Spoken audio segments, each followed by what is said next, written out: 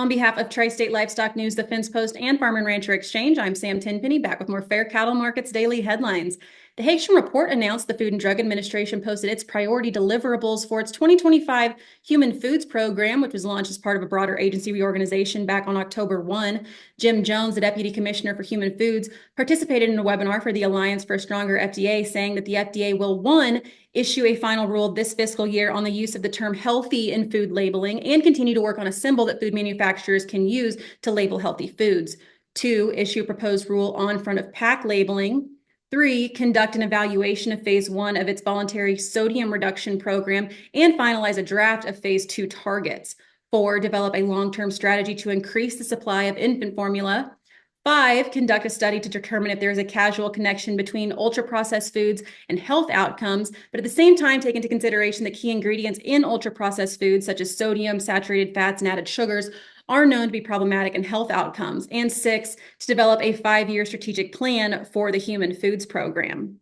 According to the Haitian Report, the Agriculture Department and Oregon veterinary officials are investigating positive cases of H5N1 in a backyard farming operation in Oregon that has a mix of both poultry and livestock, including swine. APHIS reassured that this farm is a non-commercial operation. The animals were not intended for the commercial food supply, reassuring that there is no concern about the safety of the nation's pork supply as a result of this finding. In a separate statement, APHIS said that it is planning to enhance the testing and monitoring of H5N1, building on measures already taken by the USDA since the beginning of the avian influenza outbreak. APHIS also added that in partnership with state veterinarians, USDA will implement a tiered strategy to collect milk samples to better assess where H5N1 is present, with the goal to better inform biosecurity and containment measures, as well as to inform state-led efforts to reduce risk to farm workers who may be in contact with animals infected with H5N1. Contrary to APHIS's reassurance, the Washington Post noted the discovery to be particularly concerning to both scientists and public health officials, as pigs can become co-infected with bird and human viruses, allowing genes to swap to form a new, more dangerous virus that can more easily infect humans. The National Pork Producers Council emphasized in a statement that the Oregon case poses no threat to consumer health or food safety, and that properly handled and cooked pork products remain safe for human consumption, as the entire pork industry remains committed to safeguarding food safety and human and animal health.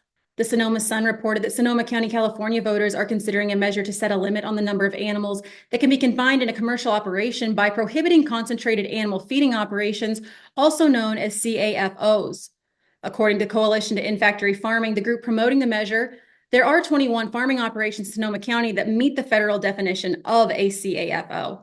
If Measure J, the ballot measure intended to forbid factory farming in Sonoma County, passes, Sonoma County farms with more than 700 dairy cattle or 82,000 laying hens would be required to downsize or close within 3 years, and no new large farm operations could open. Supporters say the CAFOs cause environmental problems, that the measure will bring attention to the broader issue of factory farming, but opponents say it would destroy well-established local businesses. If financial contributions over the fight are any indication, opponents of the measure should feel confident, as contribution filings made on October 24th show a massive imbalance, with opponents reporting just shy of 1.5 million contributed, while those in favor of the measure account for 220,000. A review of the line items on required filings show contributions for both sides have arrived from parties well outside of Sonoma County, an indication that the measure is seen as a bellwether issue. That's all for now. Tune in next week. We'll be back with more Fair Cattle Markets Daily headlines.